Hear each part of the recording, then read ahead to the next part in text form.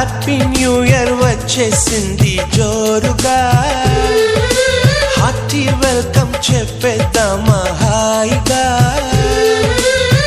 కొత్త కొత్త ఊహల్లో తెలిపోటియా, మనసులోని ఆశల్ని పంచుకో బ్రదర్.